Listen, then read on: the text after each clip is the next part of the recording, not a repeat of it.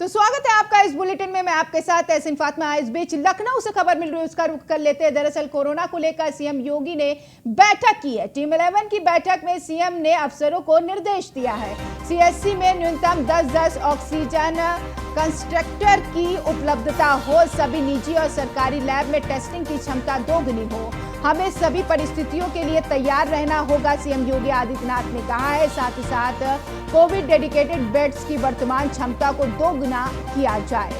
जीवन रक्षक दवाइयों की पर्याप्त उपलब्धता सुनिश्चित कराई जाए।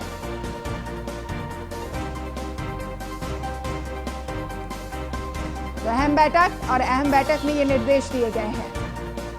तमाम दवाइयां पर्याप्त हो और उनकी उपलब्धता हो। कोरोना को लेकर सीएम योगी आदित्यनाथ की अहम बैठक, टीम 11 की बैठक में अफसरों को निर्देश दिया गया है।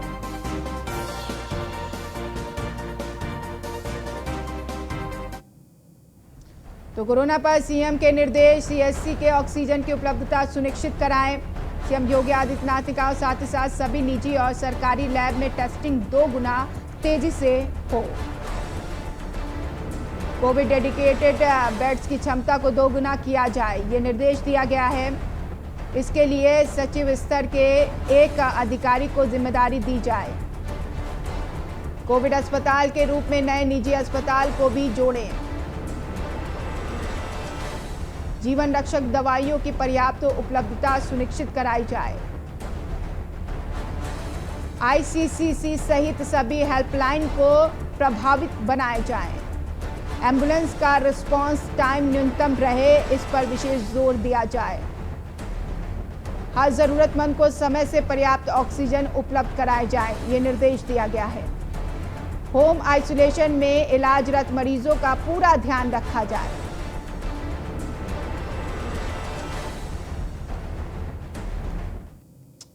तो कोरोना को लेकर बोले स्वास्थ्य मंत्री जय प्रताप सिंह, सभी कोविड अस्पताल में नोडल अफसरों की नियुक्ति। नोडल अफसर अस्पतालों की मॉनिटरिंग कर रहे हैं। उनका ये कहना है, प्रदेश में ऑक्सीजन की डिमांड बढ़ी है। जय प्रताप सिंह का ये कहना, ऑक्सीजन सप्लाई पर सरकार का पूरा जोर है। वैक्सीनेशन को लेकर हमारी पूरी तैयारी है, ये स्वास्थ्य मंत्री ने कहा है।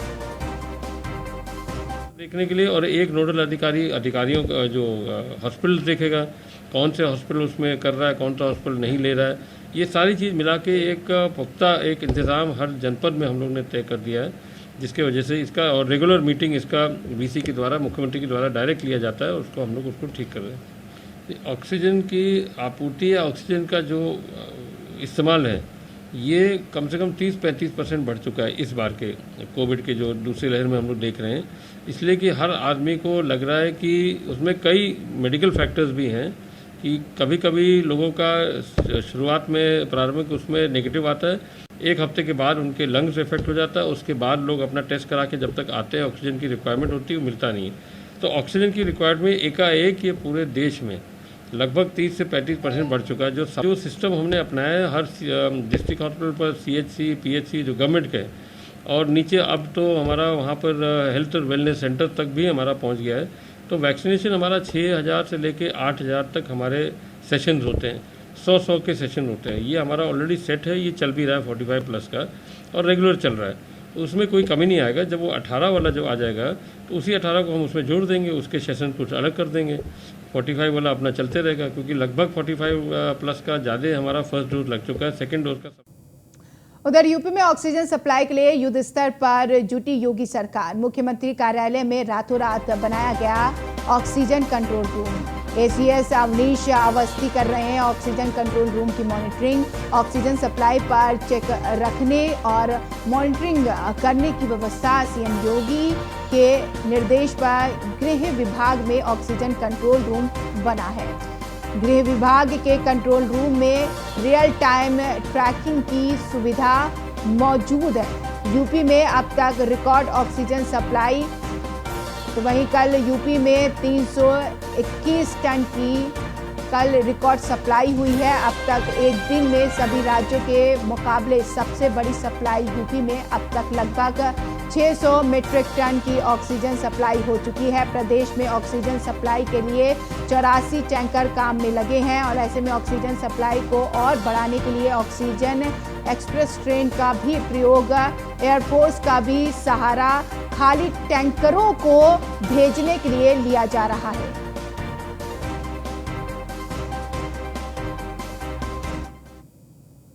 भारत सरकार से 5 नए बड़े टैंकर्स भी उपलब्ध कल कराए गए हैं। लगभग 70 मीट्रिक टन के ये टैंकर्स जो है बंगाल में एयरफोर्स बेस पर अभी लैंड करा दिए गए हैं। इनके माध्यम से हम पुनः आगे टैंकर्स को ट्रेन पर रखकर जो है आगे की व्यवस्था सुनिश्चित करेंगे। ये भी एक इजाफा अगले 1 या 2 दिन में हो जाएगा। हम ये भी बताना चाहेंगे कि जहां भी टैंकर मूवमेंट प्रदेश में हो रहा है, पुलिस एस्कॉर्ट के साथ हो रहा है। जहां 1 मिनट भी किसी टैंकर को जाते समय खाली या लौटते टाइम भरा हुआ कहीं विलंब ना हो, जिससे कि प्रदेश के सभी जनपदों में ससमय ऑक्सीजन मिल जाए। ये जो व्यवस्था है, ये पहली बार इस प्रकार की व्यवस्था की जा रही है। इसमें हर अधिकारी, हर विभाग का जुटा हुआ है कि ऑक्सीजन की सप्लाई में कोई। मुख्यमंत्री जी ने ऑक्सीजन के जस्टिफाइड यूज के लिए ऑडिट की व्यवस्था का भी निर्देश दिया है। ऑडिट के लिए IIT कानपुर को, IIM लखनऊ को, IIT BHU को, हमारा जो गोरखपुर में विश्वविद्यालय है उसके टेक्निकल इंस्टीट्यूशंस को, MNIT प्रयागराज को, HBTU कानपुर को और साथ ही साथ AKTU जो हमारा है टेक्निकल यूनिवर्सिटी लखनऊ का, उनके सभी डायरेक्टर्स को शामिल करके एक वर्किंग ग्रुप बनाया है। हमारे गृह सचिव मिस्टर पोलसन और प्रमुख सचिव मेडिकल एजुकेशन श्री आलोक कुमार जी इस पूरी व्यवस्था को देख रहे हैं और आज से ऑक्सीजन की जो है ऑडिट की व्यवस्था भी ऑनलाइन एक एप्लीकेशन बनाकर शुरू की जाए। उधर लखनऊ में अस्थायी अस्पताल बनाने की प्रक्रिया तेज है। दरअसल DRDO की ओर से बनाया जा रहा है अस्पताल अवध शिल्पग्राम में बनाया जा रहा है। अस्पताल में वेंटिलेटर बेड्स की व्यवस्था कराई जा रही है। 2 दिन के अंदर शुरू हो जाएगी अस्पताल की सेवाएं। अस्थायी अस्पताल बनाने से मरीजों को काफी राहत मिलेगी।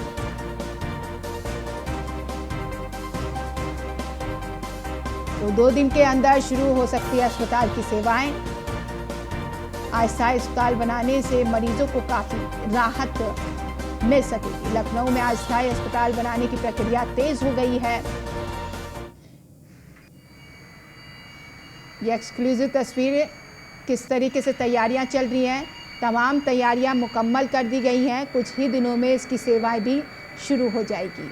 देखिए किस तरीके से युद्ध स्तर पर काम चल रहा है। तो DRDO हॉस्पिटल बना रहा है। कई 100 बेड का ये हॉस्पिटल होगा। इससे मरीजों को काफ़ी सुविधाएं मिलेगी। ये हॉस्पिटल के अंदर की तस्वीर है। अस्थायी हॉस्पिटल है ये तस्वीर आप देख रहे हैं। DRDO की ओर से बनाया जा रहा है अस्पताल।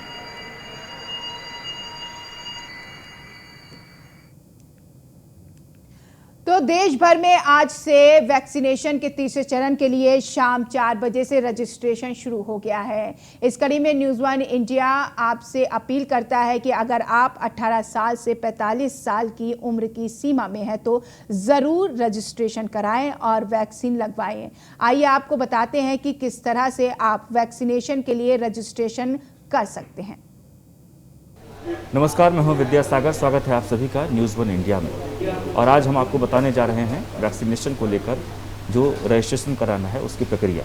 जी हाँ, 1 तारीख से 18 साल के ऊपर सभी को वैक्सीनेशन लगाना है, वैक्सीन लगवाना है। लेकिन वैक्सीन लगाने से पहले आपको रजिस्ट्रेशन तो कराना पड़ेगा, क्योंकि अगर किसी संस्था पे करवाया जाता तो वहाँ भीड़ लग जाती और फिर कोविड नियमों का पालन नहीं हो पाता। इसलिए हर किसी को ऑनलाइन करना है, अपने मोबाइल से या कंप्यूटर से, और अपने परिवार के सभी मेंबर का करवाना है। इसलिए ये हम आपको साइट बता रहे हैं। ये है आरोग्य सेतु, ये जो साइट है इसी पे होता है वैक्सीन लगवाने के लिए रजिस्ट्रेशन।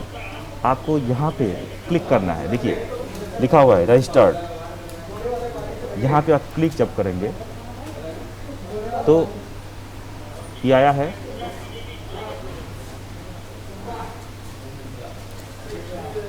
कि यहाँ पर आप अपना मोबाइल नंबर दें। 6204043204 ये हमने अपना मोबाइल नंबर डाल दिया।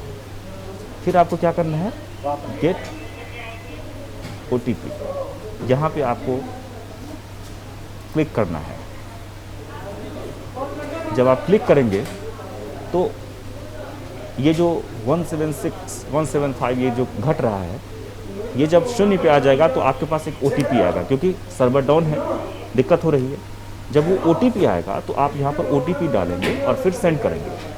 जब आप वो सेंड करेंगे तो फिर आपको लोकेशन आएगा और फिर आप उस लोकेशन का नाम लिखेंगे और फिर आपको देना होगा आपका आधार नंबर। ये देखिए, ये मेरा आधार नंबर है, ये आधार नंबर आपको उसमें डालना होगा। ये जब आप आधार नंबर डालेंगे उसके बाद आपका रजिस्ट्रेशन हो गया और फिर आप इस तरीके से पेज निकालेंगे। ये पेज, ये हमारे मित्र अभी जो यहीं पे ऑफिस में हैं और उन्होंने करवाया है, क्योंकि वक्त इसमें यहाँ थोड़ा सा टाइम लग रहा है, इसलिए हम आपको बता दे रहे हैं। ये पेज आप प्रिंट निकाल लेंगे और प्रिंट लेकर आप संस्था पर जाएंगे। जब आपकी बारी आएगी बस आप अपना वैक्सीन लगवा लेंगे। ये बहुत ही ज़रूरी है। अगर आप कोरोना को ख़त्म करना चाहते हैं तो वैक्सीन लगाना बहुत ज़रूरी है और उससे पहले रजिस्ट्रेशन कराना बहुत ज़रूरी है। धन्यवाद। देश में कोरोना की रफ्तार बेकाबू होती जा रही है। कोरोना से देश के हालात भयावह होते जा रहे हैं। हालात का अंदाजा इसी से लगाया जा सकता है कि पिछले 24 घंटे में 3,60,000 से भी ज्यादा लोग कोरोना संक्रमित हो गए हैं। तो वहीं पहली बार कोरोना की चपेट में आकर एक दिन में 3,293 लोगों की मौत हो गई। देश में कोरोना का हाहाकार, कोरोना की रफ्तार हुई बेकाबू। एक दिन में मौत का आंकड़ा 3,000 के पार।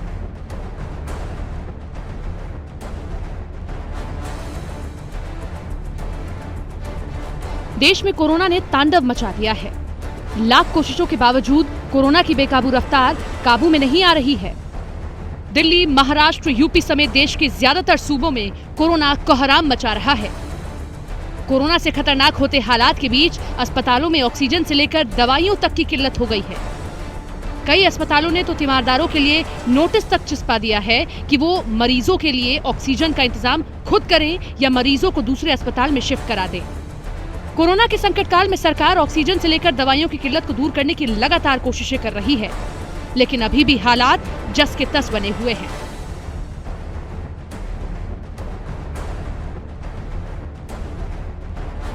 पिछले 24 घंटे में देश में 3,60,000 से ज्यादा लोग कोरोना संक्रमित हुए।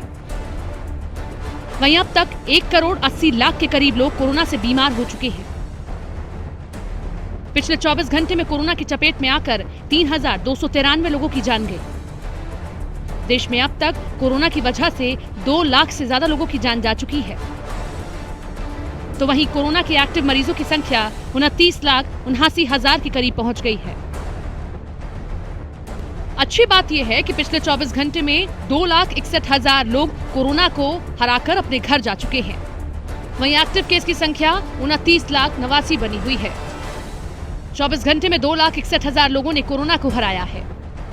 देश में कोरोना की चेन को तोड़ने के लिए पीएम मोदी लगातार बैठकें कर रहे हैं। तो वहीं दिल्ली से लेकर यूपी के सीएम योगी आदित्यनाथ लगातार कोशिशों में जुटे हुए हैं।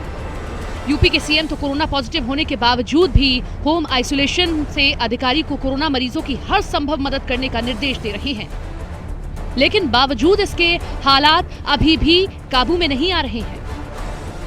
देश में ऑक्सीजन की कमी को दूर करने के लिए सरकार रेलवे के साथ ही वायुसेना की भी मदद ले रही है, लेकिन जिस रफ्तार से कोरोना का ग्राफ लगातार बढ़ रहा है, ऐसे में लगता है कि कोरोना की रफ्तार पर लगाम के लिए अभी बहुत कुछ करना बाकी है। Bureau report, news 1 India. Greater Noida से खबर मिल रही है। दरअसल दवाओं की कालाबाजारी करने वालों पर शिकंजा। रेमडेसिविर की कालाबाजारी करते 4 लोगों को गिरफ्तार किया गया है। नॉलेज पार्क थाना पुलिस ने आरोपियों को गिरफ्तार किया। आरोपियों के पास से 2 इंजेक्शन समेत 49,000 रुपए बरामद हुए हैं। तो दवाओं की कालाबाजारी करने वालों की अब खैर नहीं। यहां पर पुलिस प्रशासन लगातार कार्रवाई कर रही है। कालाबाजारी करते हुए लोग गिरफ्तार किए गए हैं। रेमडेसिविर की कालाबाजारी करने वाले थाना नालच पार्क अंतर्गत 4 अभियुक्त गिरफ्तार किए गए हैं, जिनके पास से 2 रेमडेसिविर इंजेक्शन जो वर्तमान में कोविड महामारी में जीवनदायिनी है, उनके पास से 49,600 रुपये, घटना में प्रयुक्त होंडा सिविक कार बरामद की गई है। इसमें 2 अभियुक्त फरार हैं, जिसमें एक विकास कौशिक जो सीएमओ ऑफिस गौतम बुद्ध नगर में संविदा कर्मचारी है, तथा दूसरा सुमित जो दिल्ली एम्स में लैब टेक्नीशियन है। इनकी गिरफ्तारी के लिए भी टीमें लगातार दबिश दे रही हैं। ये अभियुक्त गिरफ्तार किए गए हैं।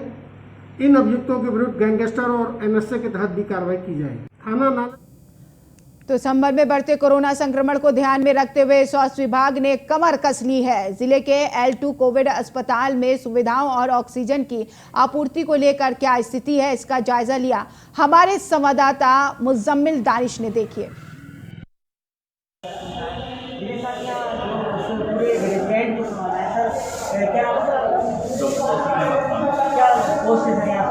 मैं वैसे तो जनरल सर्जन हूँ, कंसल्टेंट जनरल सर्जन हूँ, लेकिन कोविड के टाइम में तो पेशेंट केयर हम लोग सबको मिलकर कर रहे हैं, कोई किसी भी स्पेशलिटी का सबको मिलकर कर रहे हैं। सर, जो दिक्कतें सामने आ रही थी लगातार ऑक्सीजन की थी, इसके अलावा इंजेक्शन वगैरह है और भी था बेड की थी, तो क्या लग रहा है किस तरह से सर व्यवस्था चल रही है अस्पताल? ऑक्सीजन की जो कमी पड़ रही थी उसके लिए कासिम सेठ साहब, SDM साहब, DM साहब, इन सबों ने मिलकर काफ़ी टाइम तक हमें काशीपुर और उत्तराखंड के यूनिवर्सिटी सिलेंडर की लगातार व्यवस्था कराई। और कल सरकार की तरफ से एक ऑक्सीजन प्लांट भी आया है जो आज इंस्टॉल हो रहा है, जो यहीं पे खुद की ऑक्सीजन बनाएगा। तब ऑक्सीजन की कंडीशन तो हमारे यहाँ काफ़ी कंट्रोल में है, शॉर्टेज नहीं पड़ रही, हमें लगातार सप्लाई मिल रही है। और सर, शुरू में तो कुछ दिक्कतें आ रही थी, क्या किस तरह से दूर किया गया? शुरू में दिक्कतें इस वजह से आ रही थी, कोई भी इतने बड़े लेवल पे इतनी सारी चीज़ों को संभालने के लिए तैयार नहीं था। और धीरे धीरे करके प्रशासन के सहयोग से, काफ़ी पेड़ के सहयोग से, बाकी जो हमारा ग्राउंड पे स्टाफ काम कर रहा है, इन हेल्प और मेहनत से धीरे धीरे छोटी छोटी परेशानियाँ जो आ रही थी उनको सॉल्व कर लिया हम लोगों ने। अब ज़्यादातर चीज़ें अंडर कंट्रोल हैं और मरीजों का सही इलाज हो रहा है, मरीज फ्री होकर भी जा रहे हैं। सर, कितने मरीज अभी हमारे पास साल मरीज हैं और तकरीबन पिछले एक हफ्ते में 35 के करीब मरीज स्टार्ट हुए हैं। और बाकी क्या मैसेज देना चाहते हैं? जिस तरह से आप एक दर्द जानते हैं अंदर रहकर आम पब्लिक को भी बच रहा है, लेकिन आप पूरी इंसान होकर वहीं खड़े हैं एक सिस्टम की तरह और देश की कमान संभालना है, तो क्या मैसेज देना चाहेंगे आप पब्लिक को? ये मैसेज मैं देना चाहूँगा कि जो आदमी इस फील्ड से जुड़ा हुआ है वो तो लगातार सर्विस दे रहा है, डॉक्टर लगातार अपनी हेल्थ और अपने टाइम को दाव पे लगा के मेहनत कर ही रहे हैं, नर्सिंग स्टाफ और बाकी सब लोग भी कॉन्स्टेंटली मेहनत कर रहे हैं। पब्लिक को इस पैंडेमिक को कंट्रोल करने के लिए पब्लिक इतना सहयोग करे कि अपने घर से बिना वजह ना निकले, बिना वजह किसी से मिले ना, सोशल डिस्टेंसिंग, मास्क का इस्तेमाल, इन सब चीज़ों का बहुत अच्छे से पालन करे। और सर, इस तरह से स्टाफ मेरे पास है सर, और पूरी मैं दिखाना चाहूँगा कि स्टडीज है यहाँ जो हसीना बेगम में लगा है पूरा सर, क्या तजुर्बा मानते हैं जो देश पूरा परेशान है, हर आम आदमी अपने भाई से बच रहा है, कि बीच आप क्या मैसेज देना चाहेंगे आप को? कैसा मैसेज होगा? बीमारी चल रही है, ये बहुत ज़्यादा इसलिए हमें जितना बचा जाएगा बीमारी अपने भाई बहन को ये नहीं भाई बहन से बचा जा रहा है, डिटर्जेंट यूज़ करने के लिए बचा जा रहा है, अपनी सेफ्टी के लिए बचा जा रहा है। कोई ऐसा टाइम आया हुआ तो बहुत खतरनाक जिसमें अजीब सा लगा हुआ मन को, और बेसिकली टाइम ही ऐसा चल रहा है जिसमें अजीब सा लग रहा है। पेशेंट आते हैं लेकिन देवी करती है, देखनी आते कैसे आते हैं, हमें बहुत अजीब सा लगता है। खबर आगरा से। चिलचिलाती धूप में तप पर बैठे संत, कोरोना संक्रमण को लेकर संत कर रहे हैं तप साधना। तपती आग के बीच संत ने शुरू की तप साधना। जन कल्याण को लेकर संतों ने यह कदम उठाया है। 51 दिन तप साधना करेंगे लोकेशानंद महाराज। शमशाबाद के जारोली टीला पर कर रहे हैं साधना।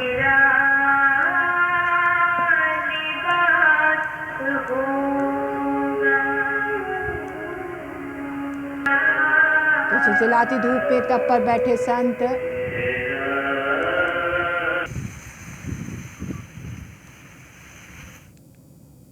तो वहीं अलीगढ़ में खुली जिला प्रशासन की मनमानी की पोल। दरअसल ऑक्सीजन फैक्ट्री कर्मचारी ने खोली प्रशासन की पोल। डीएम, एडीएम, एसडीएम ने ऑक्सीजन सिलेंडर देने से मना किया है। जिला प्रशासन जिसे चाहेगा उसे ही दिया जाएगा ऑक्सीजन सिलेंडर। हमें कोई दिक्कत नहीं किसी को भी ऑक्सीजन सिलेंडर देने में। खराब है भैया, दरोगा जी भाई हालत है हमारे यहाँ कैसे करना भैया? भाई एक फोल्डर करा दो यार, दिक्कत तो हो जाएगा। डीएम साहब ने बिल्कुल मना करा। मना कर रखा है तभी तो, नहीं तो हमें क्या दिक्कत थी? हम 15 दिन से वापस नहीं दे रहे थे आपको। तो आपसे एसडीएम साहब ने मना करा? एसडीएम से जाके बात करो, डीएम से बात करो जाके। उन्होंने आपने ये रखा आम पब्लिक को मत दो, खाली हो। वो कह रहे हैं जो जिसको हम बोलेंगे उसको दो, हॉस्पिटल दो जो मत। खराब है भैया, दरोगा जी भाई हालत है हमारे यहाँ कैसे करना भैया? भाई एक फोल्डर करा दो यार, दिक्कत तो हो जाएगा। योगेंद्र संवाददाता इस खबर पर जानकारी के साथ फोन लाइन पर जुड़ गए। योगेंद्र, ये कैसी मनमानी है? देखिए, यहाँ पर कई ऑक्सीजन प्लांट है जिनमें ऑक्सीजन खत्म हो चुकी है। अब यहाँ पर ये जो केसी इंडस्ट्री के नाम से जो ऑक्सीजन का प्लांट है, इसमें ये लगभग हमारे सूत्रों से पता लगा इसमें 4 या 5 टन के करीब ऑक्सीजन बची हुई थी। ये कई दिनों से जो भी लोग इसके पास सिलेंडर लेकर के जा रहे थे उनको ये सप्लाई कर रहा था। लेकिन आज जब वहां पर कुछ लोग गए और उन्होंने कहा कि भाई हमें ऑक्सीजन दे दो, तो उसका यही साफ साफ ये कहना था कि मुझे जो यहाँ के प्रशासन है उस प्रशासन ने साफ निर्देश दे रखे हैं कि आप किसी को भी ऑक्सीजन नहीं देंगे, जब जिसको हम कहेंगे आप उसको ऑक्सीजन देंगे। तो ये तो अजीब बात है कि पूरे जिले में कहीं ऑक्सीजन बहुत कम मात्रा में वैसे लोगों को मिल रही है, ऊपर से जो एक प्लांट जितना करीब 4 या 5 टन के करीब ऑक्सीजन थी उस पर भी प्रशासन ने यहाँ पर रोक लगा दी। शुक्रिया योगेंद्र तमाम जानकारी के लिए। अब खबर यूपी के पंचायत चुनाव से जुड़ी हुई है। तो बता दें कि बस्ती जिले में सरेआम आचार संहिता का उल्लंघन किया जा रहा है। बस्ती में आचार संहिता का हो रहा उल्लंघन। चुनाव जीतने के लिए प्रधान प्रत्याशियों तोड़ रहे हैं नियम। चुनाव जीतने के लिए वोटर्स को पैसे बांटे जा रहे हैं और ऐसे में प्रत्याशी पैसे बांट रहे हैं। तस्वीरें सामने आने के बाद भी जिम्मेदार अधिकारी मौन है। हृदय लाल नाम के प्रधान पद के प्रत्याशी के समर्थक ने पैसे बांटे हैं। जिले के मोइली गांव के लोगों में पैसे बांटने का वीडियो वायरल हुआ है। ग्रामीणों ने नोट बांटते वक्त वीडियो बनाया है और साथ ही साथ जमकर मारपीट भी हुई है। जिले में चुनाव आयोग के निष्पक्ष चुनाव कराने के दावे फेल हुए हैं।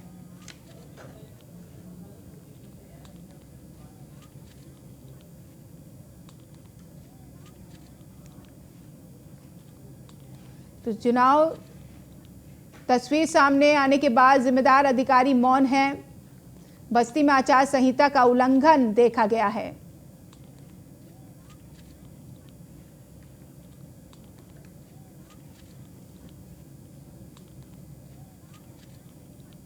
और फिलहाल इस बुलेटिन में इतना ही। नमस्कार।